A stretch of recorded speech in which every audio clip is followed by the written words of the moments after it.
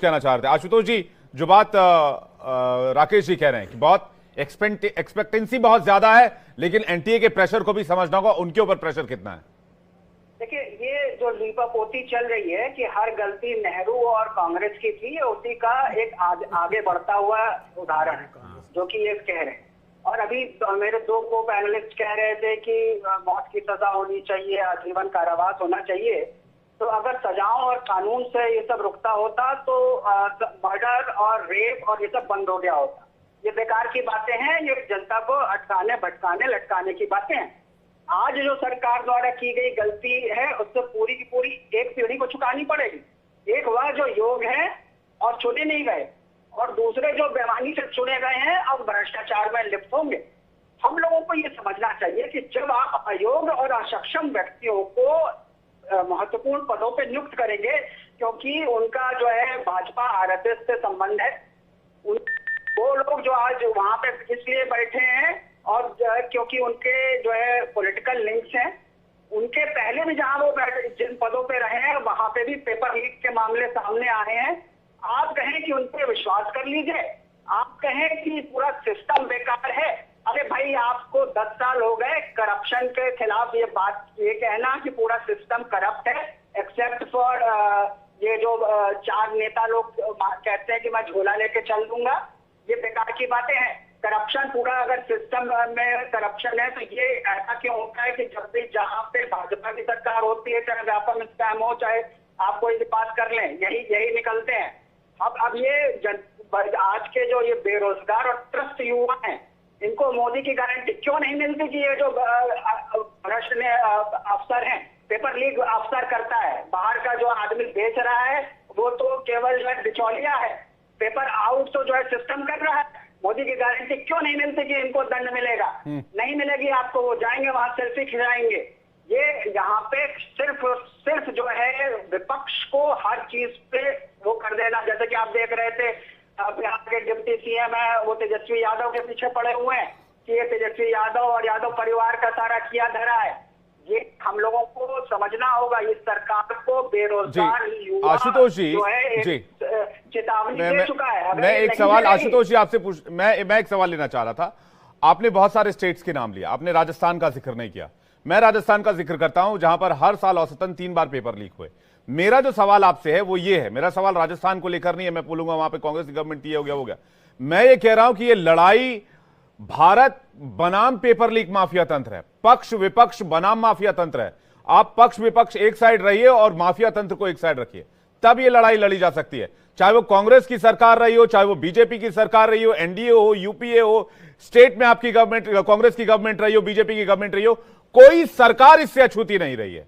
ये money power और muscle power का इतना बड़ा रैकेट है जिससे अकेले या अलग थलग होकर मुकाबला कर पाना आसान नहीं है। आशुतोष जी, मैं राकेश जी भी कुछ कहना चाह रहा। राकेश जी, मैं एक सवाल और आशुतोष जी जोड़ दूंगा आपका विनम्रता पूर्वक, जो आपने बात कह दी है आरएसएस सबको तमाम आप ले आते हैं बीजेपी को। मेरा कहना है पब्लिक एग्जामिनेशन एक्ट 2024 ये आज क्यों पारित हुआ? ये सन 1980 या 1990 में क्यों पारित नहीं हुआ? बातें आप बड़ी बड़ी कर रहे हैं और अपनी जवानी के दिनों को याद करिए। आपको इसका जवाब मैंने दे दिया। हाँ, आप अपनी जवानी के दिनों को याद करिए। करने से करप्शन और जो ये बंद होता तो मर्डर और रेप सबके बंद हो गए। अरे फिर वही बात कह रहे हैं आप किसी एक पार्टी को एलिगेशन करना है तो बात अलग है, आप पॉलिटिसाइज मत करिए। मेरा कहना है सिस्टम को आप अल्टरनेट बताइए ना। अरे आप अल्टरनेट बताइए, आप वो रास्ता बताइए जिससे सब बच्चों का कल्याण हो और फुल प्रूफ परीक्षा हो। आप बताइए, वो रास्ता बताइए प्लीज। अगर रास्ते हमें और कोई बताने होते तो ये जनता इनको क्यों चुनती है? ये अपने आदमियों को क्यों चुन के बैठाते हैं? ठीक है, सरकारों को समाधान निकालना चाहिए। आशुतोष जी ये कह रहे हैं जी, सॉल्व करेंगे ना जी। आशुतोष जी ये कह रहे हैं कि सरकारों को समाधान निकालना चाहिए। रामकृपाल जी कुछ कह रहे हैं जी कि राजस्थान और पक्ष और विपक्ष और माफिया की एक जवाब आने दीजिए, मेरे सवाल का जवाब दे रहा हूँ आशुतोष जी। मैं आ रहा हूँ ऋषि जी, मैं आ रहा हूँ, आशुतोष जी का जवाब पूरा होने दीजिए। बात बड़ी स्पष्ट है यहाँ पे कि ये हर बार बहाना बनाना, ये माफिया इतना स्ट्रांग है कि इससे कोई नहीं लड़ सकता। ये मानना एकदम हम लोगों को मुश्किल हो जाता है, खासकर उस सरकार का जो ठीक है। रामकृपाल जी, रामकृपाल जी, ये बहानेबाजी, ये बहानेबाजी, आप कह रहे हैं बहानेबाजी, बहानेबाजी। आशुतोष होना चाहिए कि हम अगर गलत करेंगे तो जी, फंसेंगे। कानून का खौफ, ये कानून डर का तो इकबाल होना उनके ही जहन में चाहिए। होना चाहिए कानून का इकबाल जी, का जैसे जो बुलडोजर का खौफ वो उत्तर होता है प्रदेश में डंडा, हो गया है, या फिर वो जरूर एनकाउंटर का खौफ बदमाशों में हो गया है, इस तरह की इस तरफ आप इशारा करने की कोशिश कर रहे हैं। आशुतोष जी कुछ कह रहे हैं। आशुतोष जी, इस मामले में तेजस्वी यादव का नाम सामने आया, उनके पीएस का नाम सामने आया कि भाई उनके पीएस से कुछ कनेक्शन था, उसको लेकर विजय सिन्हा ने बाकायदा प्रेस कॉन्फ्रेंस की और कुछ एविडेंस भी रखे, जिसमें तेजस्वी यादव का बयान भी आया कि भाई आपको दिक्कत है तो आप गिरफ्तार करके कार्रवाई कीजिए। तो क्या बेवजह इसमें राजनीति की जा रही है आशुतोष जी? नहीं, ये बेवजह राजनीति नहीं करी जा रही है।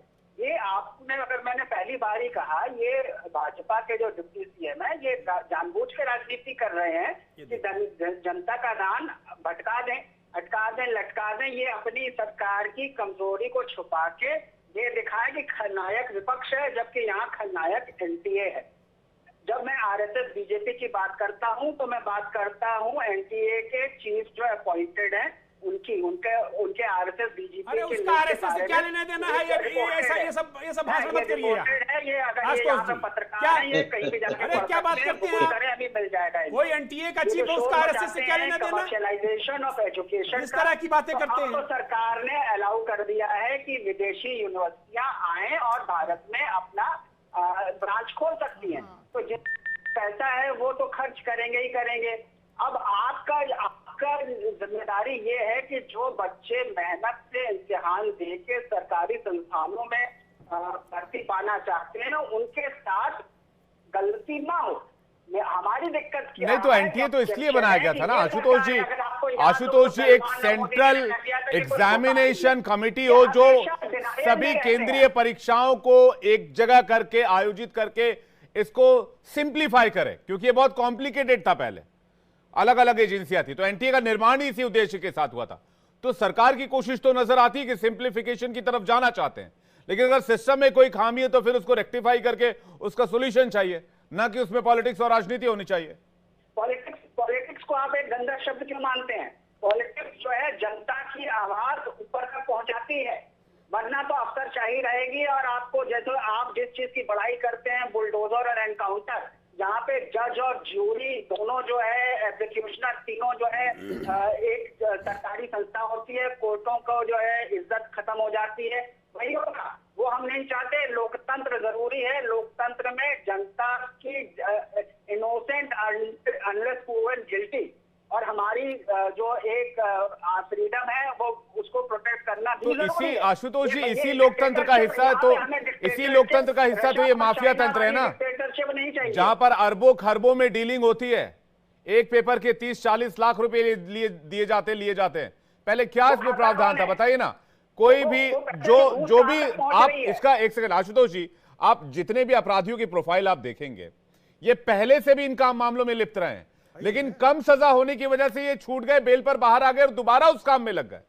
अगर 10 साल 15 साल की इंप्रिजनमेंट हो जाती, करोड़ 5 करोड़ 10 करोड़ का जुर्माना हो जाता, तो क्या ये बाहर आ पाते और दोबारा ही कर पाते? कम से कम 10 साल के लिए तो नहीं कर पाते। आप अगर ये सिस्टम की बात कर रहे हैं तो ये, अगर आप यूपी की बात करें तो वहां पे गुंडे लोग हैं जो चले जाते हैं जेल में, और उसके बाद भी बाहर उनका परिवार वाले और उनके जुड़े लोग गुंडागर्दी करते रहते हैं, पॉलिटिक्स में एमएलए और एमपी बनते रहते हैं। कोई इसमें आप ये कहें कि किसी को जेल में बंद कर देने से सिस्टम सही हो जाएगा, नहीं है। बात ये है कि पेपर लीक कहाँ से हो रहा है? पेपर लीक होता है सरकारी जो तरीका, जो सरकारी पाइपलाइन है उसमें से। आप उस पाइपलाइन को प्लग करिए। आप ये कहने के बजाय कि पाइपलाइन में किसी ने जो है छेद करके चोरी कर ली, आप उस पाइपलाइन को ऐसा बनाइए कि जो है लीकेज ना हो सके, और जो लीकेज में जो है जिन लोगों को फायदा पहुंच रहा है, आप उनके दंड की बात करिए ना, कि भाई वो अफसर है या जिसके पास पेपर पहुंचा, अगर वो टीचर है, उसने लीक किया तो उसको दंड मिलेगा। आप ये कह देना कि ये नेता के पीएस की गलती है, अनुचित है, पॉलिटिसाइजेशन यहाँ पे होता है कि आप अपनी गलती, राजनीति का गलत इस्तेमाल वहां पर हो रहा है। ठीक है, राजनीति करना ठीक बात है, राजनीति क्षमा करिएगा, क्षमा करिएगा। मनोरंजन की सरकार है। अब ये अरे मैं फिर कह रहा हूँ, आप तो चाहते हैं कि जादू की छड़ी आ गई है और आज घुमा देंगे, कल बदल जाएगा। अरे जो आपने पौधा रोपा हुआ है, ये जो बीज आपने बो रखे हैं, हाँ, ये जो मगरमच्छ आपने फैला रखे हैं, जो जमीन के अंदर घुसे हुए हैं, आपको पता नहीं है उत्तर प्रदेश के अंदर यूपीएससी में क्या हुआ था? एसडीएम की परीक्षा हुई थी, लिस्ट आई थी सर, वो लिस्ट दोहरा दे क्या? इस कहानी को सुनने से इनकार करती है। अरे यही बात है, आप जो है अपने मन में आपने एक धारणा बना रखी है, एक पॉलिटिकल पार्टी का आप जो है माइक पकड़ करके आ गए यहाँ। ये मत बात करिए, आरएसएस बीजेपी करने लगे आप हर चीज में। अरे ऐसे बात करते हैं क्या? इलेक्टोरल बॉन्ड्स ऐसे इस तरह के स्कैम्स होते रहेंगे, हर चीज पर आरोप। अरे आपको लग रहा है बस मोदी चले जाएंगे तो सारा ठीक हो जाएगा, यही आप कहना चाहते हैं? नहीं, आप यही कहना चाहते हैं कि नरेंद्र मोदी चले जाएं और आप सब ठीक कर देंगे। अरे भ्रम में मत जिए, जो करेक्शन हुआ है, जो कोशिश हुई है, उसको और गहरे जाना चाहिए। कुछ कहना चाह रहे हैं जी ऋषि आशुतोष जी? मगरमच्छों को क्यों एंटी? देखिए, अरे अयोग्य लोगों की क्या परिभाषा है भाई, जरा बता दीजिए आप।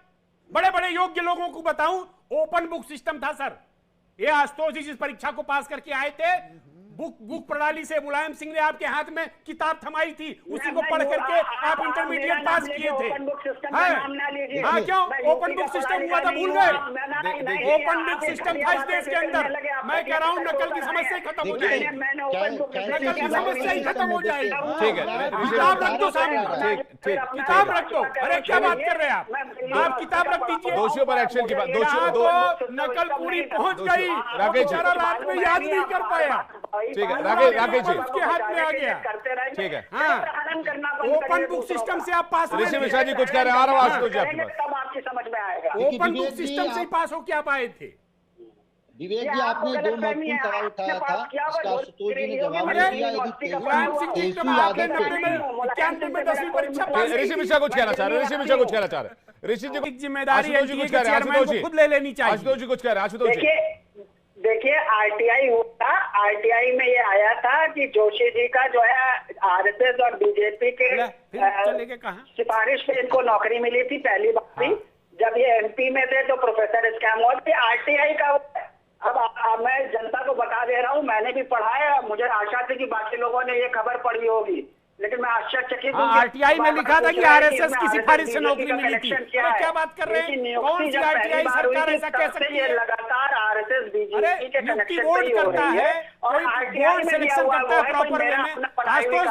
आशुतोष जी, मैं क्षमा पूर्वक कह रहा हूं, आपसे विनम्रता पूर्वक कह रहा हूं, जब कोई आरटीआई सरकार की लगती है, कोई सरकारी तंत्र ये कैसे कह सकता है कि आरएसएस की सिफारिश से नौकरी लगी है?